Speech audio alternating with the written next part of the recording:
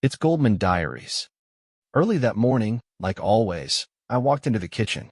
On the wall, a freshly printed shift schedule. I stepped closer. My name wasn't on it. It hadn't been missed. It had been removed. And in that moment, I knew. They didn't just replace. They erased me. Like I had never been there at all. I woke up before my alarm, like always. 5:30 a.m. Still dark. Still quiet. But my mind was already inside the shop. By 6:15, the lights were on, the dough was rising, and the espresso machine was hissing softly like it always did. It wasn't just routine. It was ritual. I owned every inch of that place. Every mug, every shelf, every cinnamon roll, mine. Jake, my husband, called it our business. But it was my soul printed in flour and glass. I was piping glaze over the first tray when I heard the bell over the door. It was too early for customers. I turned, and there he was. Jake. Not alone. Next to him stood a young woman, maybe 22. Ponytail. Perfect nails. Designer sneakers. She looked around like she already knew the layout. Jake smiled, all casual. "This is Anna," he said. "She just graduated from the Culinary Institute. I figured she could work with us for a while. She'll be in the kitchen." I didn't speak. He kept going. She needed a space to get her footing. I already told her yes. He said it like it was nothing. Like he hadn't just opened my door without knocking. Anna smiled. "Hi. I've seen your stuff on Instagram. It's really charming." I wiped my hands on my apron. Nodded. My throat felt dry. Jake answered a fake phone call and walked into the office. Just like that, gone. Anna took off her coat. Walked behind the counter. Placed her bag right next to mine. "Where do you keep your molds?" she asked. I blinked. She smiled again, this time with teeth. "I just want to start contributing." I turned back to the oven. The timer beeped. I pulled out the cinnamon rolls I'd made every single morning for the last 2 years. Anna glanced over my shoulder and said, "Cute. Very nostalgic." Then she walked away. And that's when I knew. She didn't come to learn. She came to replace me. And he opened the door. The next morning, I came in at 6. Lights were already on. Anna was behind the counter, typing something on a tablet. She didn't even look up. "Oh, hey. I got here early. Hope that's okay." She moved aside, revealing the front display. Apparently, Jake had given her full admin access. He said it was just temporary help. But within a day, she was editing the website, redesigning the labels, and running the front like it was hers. My pastries were gone. In their place, glass trays of macarons, fruit tarts, and miniature cakes with gold leaf on top, each labeled with printed cards. Anna S. Signature Collection. I stared at them, then looked over to the trash bin. A few of my cinnamon rolls sat there, untouched. Still warm. Anna followed my eyes. "Don't worry. I didn't toss everything. There's still room for your stuff. On the bottom shelf." She smiled, like she meant it as a compliment. I walked into the kitchen. Stopped. My station had been moved. My mixing bowls? Gone. My handwritten recipe book? Replaced with a laminated chart titled Modern Standards for Plated Desserts. I stood still. Then I heard her voice from the other side of the room. I figured a little structure wouldn't hurt. "You've been doing this your way for years, right? Time to modernize." She said it like she was helping. Like she was saving something broken. I turned to Jake. He didn't flinch. "She's just trying to improve the workflow," he said, not meeting my eyes. "You two should really learn from each other." I looked down at the laminated chart. There was a red pin mark in the margin. Next to my cinnamon roll recipe, someone had written one word. Outdated. And I realized. They weren't just replacing me. They were rewriting me. Like I was never there to begin with. The next morning, I showed up even earlier. 5:45. Still dark outside. Still my cafe. Or so I thought. But the front door was already unlocked. Lights on. Music playing. Not mine. Some kind of trendy electro jazz. Smelled like lavender and burnt sugar. Not cinnamon. Anna was in the kitchen. In my apron. The soft gray one I'd sewn initials into. She looked over casually. "Oh hey. I was just testing a new pistachio sponge. Wanted to see how it plays in the oven." I stood in silence. The air was warm, but I felt cold. Like someone had turned the heat off just for me. Then I noticed the fridge. Taped to it, a freshly printed staff schedule. 5 names. For shifts. My name wasn't one of them. At the bottom, a small line in italics. Rachel, available by arrangement. Like I was a part-time substitute in my own story. I walked to the fridge. Opened it. My prep dough's gone. Replaced with labeled boxes. Anna, lemon curd. Anna, passion fruit mousse. On the counter, new equipment. Digital scale. Blowtorch. Silicone molds. All hers. My old espresso machine, covered in bubble wrap, pushed against the wall like junk waiting for trash day. I didn't get rid of anything, she said, not even looking at me. Just reorganized. It was getting a little cluttered. I couldn't speak. I stepped into the storage room. Closed the door behind me. No windows. Just metal shelves and cleaning supplies. I sat on a flour bag and stared at the wall. My heart wasn't racing. It was quiet. Too quiet. This is still my kitchen. I built this place. I stained the backsplash with blueberry jam. I painted the chalkboard by hand. I held Jake's hand in this exact corner when we signed the lease. But now? Now I was an optional shift. A nostalgic recipe. A label someone peeled off. And the worst part? They hadn't kicked me out. They just kept moving until I had nowhere left to stand. The cafe closed at 6. By 6:30, Anna had changed into a blazer and heels. She stood by the front window, taking photos of the display case. Zoomed in. Angled. Adjusted the lighting. I watched from the kitchen. She didn't notice. Or maybe she did, and just didn't care. Jake leaned against the counter, sipping a flat white she hadn't asked me to make. She's building a portfolio, he said. This is good for her. I said nothing. He walked closer, lowering his voice like we were the ones doing something secret. You've built something amazing here, Ratch. Really? But it's okay to let it evolve. We're just trying to bring it into the future. The word we hit harder than I expected. I stepped outside to grab the chalkboard from the sidewalk. It was still there, but the message I'd written that morning, try our homemade pecan rolls, had been erased, replaced with, now featuring Anna's signature pistachio tart. Neater handwriting. Digital marker. No trace of mine. I turned. Anna was standing behind me, holding her tablet. I updated the cafe bio on the website. Cleaned up the language a little. Nothing major. Just made it feel more professional. She hesitated for half a second. Hope that's okay. Then she smiled. Wide. Rehearsed. It's nothing personal. I nodded, because I had nothing left to say. But deep inside, something broke loose. Not anger. Not even grief. Just emptiness. Like the last chair in the room had been pulled out, and I was still trying to sit. I stood there for a long time after they left. Just me. The hum of the fridge. And the name on the windowy. Mine, but fading fast under hers. Saturday morning. The kind of morning that used to smell like cinnamon and strong coffee. The kind where I would unlock the door, flip the open sign, and see my regulars already waiting outside, bundled in coats, smiling. But that morning, the door was already open. I stepped inside. The music was louder. The lighting cooler. Wider. Less forgiving. And the pastries? Lined up perfectly in the case, colorful, pristine, utterly foreign. Lavender panna cottas. Matcha domes. Tiny glass jars of deconstructed key lime pie. Each one had a label. Anna S. Seasonal feature. Anna S. Curated flavor. Not a single cinnamon roll. I walked behind the counter. My apron hook was gone, replaced with a branded tote bag that read, Anna's Cafe Crafted Modern. I reached for the fridge. Inside, all my dough gone. In its place, new containers, neatly labeled in clear handwriting. I turned to the schedule board. Freshly printed. Framed. My name wasn't there. At the very bottom, in small gray print. Staffing notes. Rachel, on call only. Coverage to be confirmed weekly. Jake walked in right then, holding 2 coffees. One for him. One for Anna. He looked surprised to see me. Hey, didn't expect you this early. He hesitated, then offered.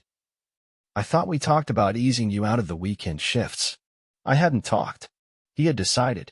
Before I could answer, and it came from the kitchen, cheerful and busy. Oh, hey, Rachel. I was gonna text you. We've been working on streamlining ours. Don't worry, you'll still be around for the heritage pieces. Special events and stuff.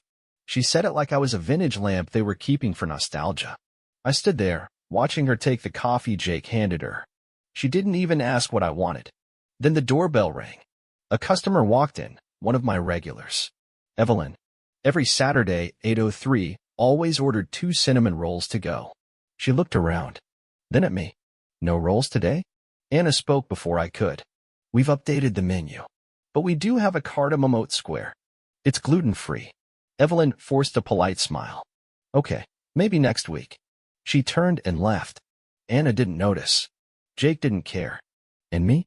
I picked up a plate, held it in my hands, then put it back down.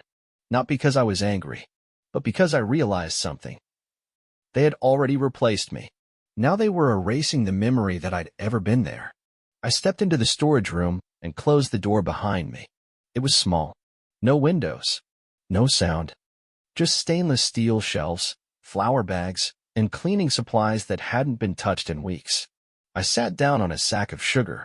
Everything was still. Outside, I could hear the faint sound of plates clinking. Laughter. Someone ordering Anna's signature pistachio tart. Someone else asking about the new brand identity.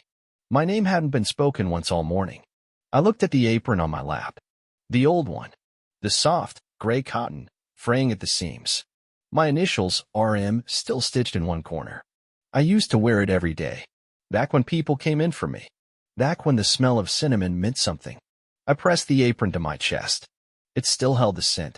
Brown sugar. Warm butter. Memory. My throat tightened. But I didn't cry. I just sat there, holding it like it was a person I'd already started to lose. On the shelf beside me was a box. Inside, metal tags from the old display case. Rachel's banana bread. Grandma June's pecan rolls. House-made caramel swirl muffins. The corners were curled. Some ink had faded. I ran my finger across one of the labels and whispered, without meaning to, "You were real." Then I stood up, hung the apron back on the hook, closed the box, and opened the door. I walked past the counter, past Jake, past Anna and her carefully curated display. She was laughing with a customer. Didn't even glance at me. Jake looked up. "Hey, where were you?" I said it without turning around. Just needed a minute. But in that minute, something inside me had shifted. Because for the first time, I didn't want to fix it. I didn't want to fight for it. I wanted to leave it behind. That night, I couldn't sleep. Not from anger. Not from grief. From clarity. At 2:17 a.m., I grabbed my keys and drove. Downtown was quiet. The kind of quiet that hums. The kind where you hear your own decisions echo back at you. I pulled up outside a small, weathered office with a rusted sign. Mitchell Realty since 1972. The lights were off. But I knocked anyway. A moment later, Ron Mitchell opened the door. Still in his old slippers. Eyebrows raised. "Rachel? You okay?" "I need to talk business," I said. He stepped aside. No questions asked. We sat at his desk. I pulled out a folder, thick with documents. Original lease. Licensing. State registration. Jake never cared for the paperwork. Said he hated forms and contracts. "That's your thing," he always told me.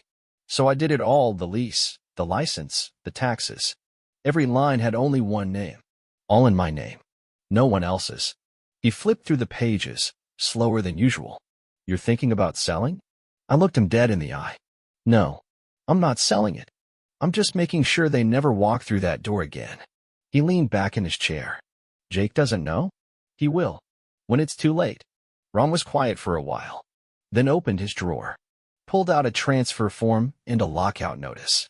"You want to do this clean?" "Clean. And quiet." We signed. Stamped. Dated. No shouting.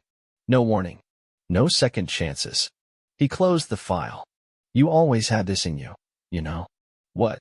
"You stopped asking for permission." I walked out into the night. Didn't look back once. And for the first time in weeks, I wasn't tired. I was awake. The sidewalk outside the cafe was already busy. Locals with scarves and paper cups, chatting on benches. A couple with a stroller paused at the door. but taped to the glass in bold font. Closed for maintenance. Thank you for your patience. Jake showed up holding 2 coffees.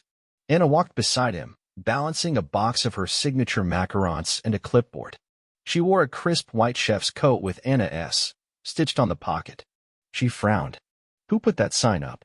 We're not closed. Jake pulled out his keys. Tried the lock. It didn't budge. He tried again. Harder. Nothing. Inside, they saw movement. People shifting tables. Replacing displays. Packing boxes. Then the door opened. A woman in business casual stood calmly behind it. Can I help you? Jake blinked. We're the owners. What's going on? The woman tilted her head. Not anymore. This location is no longer available to you. Anna stepped forward. Excuse me? This is my cafe. No, the woman said flatly. It never was. She handed over a file. Jake opened it. Property owner, Rachel Morgan. Signed. Stamped. Filed. He looked stunned. She can't do that without. She can, the woman interrupted. And she did. You're not on any of the paperwork. Behind her, a man appeared carrying a box. Where should I put this one? If it says, Anna, personal, place it by the curb. Pickup available until 5 p.m. A few people had stopped on the sidewalk. 2 girls from the flower shop next door. A man in a leather apron from the barber shop. One of them whispered, Is that the pastry girl who kicked out the cinnamon lady? Anna's eyes flashed. Her voice rose. This is ridiculous. I built that menu. I modernized this dump. The woman didn't move. You made it hollow. Jake turned to Anna. I thought you said she signed it all over. Anna turned back, eyes wide. You told me she didn't care anymore. His silence was louder than any answer. Inside, someone erased the chalkboard. Wrote a new message. Thank you for the memories. RM. Anna's hands tightened around the box. Jake stepped forward, tried the handle one more time. It didn't move. The woman closed the door. Softly, but with finality. I didn't go back to the cafe. Not even once. I didn't walk by. Didn't check the door. Didn't look at the sign. I stayed home. And for the first time in months. The silence didn't feel like punishment. It felt like air. That Sunday morning, I sat on the balcony, wrapped in a blanket, steam curling up from a mug of tea I didn't have to rush. In front of me, a blank notebook. Beside it, a cardboard box I hadn't opened in weeks. Inside, my old apron, faded labels from the display case, recipe cards, creased and butter-stained, and a photo. Me, standing in front of Morning and Maple on opening day. My hands dusted with flour. My eyes still believing in forever. I held the photo in both hands. It felt soft at the edges, like memory. My phone buzzed. Another message from Jake. Why did you do this? You didn't even talk to me. You burned it all down. I placed the phone face down. Didn't answer. Not because I didn't have words, but because I didn't know them. The wind shifted. Pages in the notebook fluttered once, then stilled. I breathed in slowly. And that's when the buzzer rang. One sharp buzz. No knock. I walked to the door. No one there. Just an envelope. White. Plain. No return address. I picked it up. Opened it. Inside, a photo. Me. Standing in front of Morning and Maple. But the name on the sign had been crossed out. Thick red ink. Slashed hard. Below it, one line. Handwritten. No punctuation. No signature. You think this is over? I never found out who left the envelope. Didn't need to. They wanted me to feel watched. To wonder if it was over. But the truth is, I'd already turned the page. 2 weeks passed. I didn't go near the cafe. Didn't check on them. Didn't watch stories. Didn't search for updates. I just lived. For the first time, without feeling like I owed anyone an explanation for breathing. Jake called. More than once. I saw it. Didn't pick up. Then a message came. You could have just talked. Why so harsh? I looked at the screen. Smirked bitterly. Deleted it. No reply. Did he really think everything that happened before was gentle? Anna was posting again on Instagram. White loft. Empty tables. Caption. New project coming soon. The comments were different. Where's the woman with the cinnamon rolls? It's empty now. Even the smell's gone. I missed the mornings when it felt real. The next day, the post disappeared. She pretended not to notice. But of course, she did. And me? I was sitting in a small coffee shop, 2 blocks from Morning and Maple. No fancy design. Just plain cups. The scent of vanilla and cinnamon in the air. I ordered a latte. Warm. Simple. The bun tasted almost like mine. Almost. And that was enough. I opened a book and gladly sank into reading. Then the phone rang. Unknown number. Hello? Hi, is this Rachel Morgan? Yes. My name is Martha. We're opening a small bakery on the south side of the city. You came highly recommended. We'd love to invite you for a trial run. See if it's a good fit. All right. Just so you know, I didn't graduate from any culinary academy. I don't do trendy pastries with gold dust and red wine jelly. But I can bake a roll that smells like home. The kind you bite into and remember your grandma. The warmth of the kitchen. Cinnamon on your fingers. Not Instagram. Life. There was silence on the line. Then, you know, that's exactly what we need. That evening I passed by Morning and Maple. Not on purpose, it just happened. Like passing an old acquaintance you've run out of things to say to. The windows were dark. The sign was gone. The faded lettering on the glass still faintly there, never fully cleaned off. 2 people stood near the door, a man and a woman. They were trying to remember what used to be there. A cafe? A bakery? They had cinnamon rolls here, she said. Right. I used to get them every Saturday, he answered. Looks like it's gone now. Shame. They walked away. I stayed. Just for a moment. And I thought, they don't need to remember my name. They remember the taste. And that's what matters. I adjusted my scarf, took in the cool evening air, and walked towards something new. Not loud. Not trendy. Just real. Have you ever felt like you were quietly erased from the story? No explanation? No goodbye? As if you'd never existed in the first place? Share your story in the comments. Subscribe, more untold stories are on the way.